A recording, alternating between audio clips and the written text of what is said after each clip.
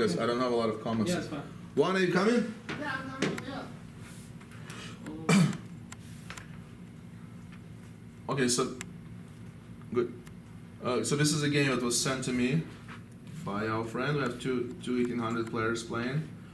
On this game, I don't have 1800s at the time. I don't have much comments, unfortunately. So we got ready setup. Black is going for King's Indian defense. And e5, pretty good move, knight c5.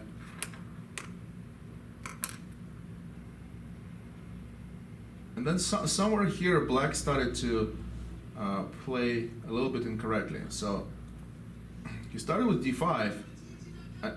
After White played d5 himself, knight d8, White had a way to obtain a really good position by taking on f5. And if Black takes with the pawn, let's say, then Black takes on c6, pawn takes, and he had knight b5 move. So that was a tactical idea that White missed. And what it allows White to accomplish is to win the d6 pawn. So tactically, Black made a mistake and White did not convert on it. He played c5, and eventually, in this game, White blundered the house, basically. So the position went from being very bad for Black to being better. Black is up a pawn.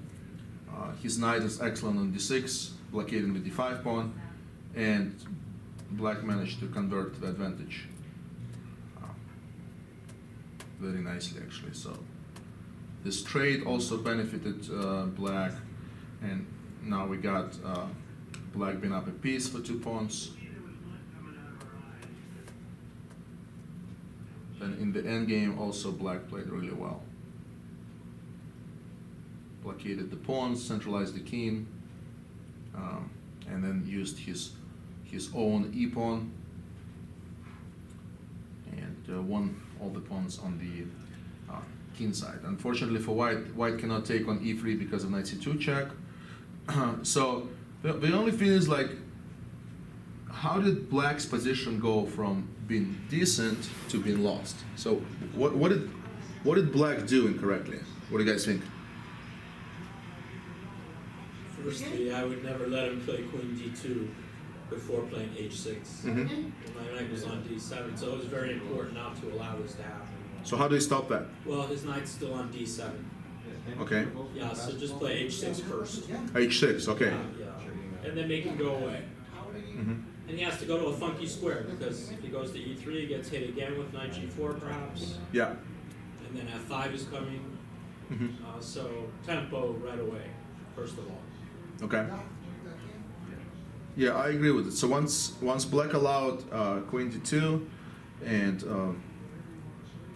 it just happened that after f5, a position opens up, and the center opens up, and opening up the center always benefits the side that has advantage in development, which in this case is White.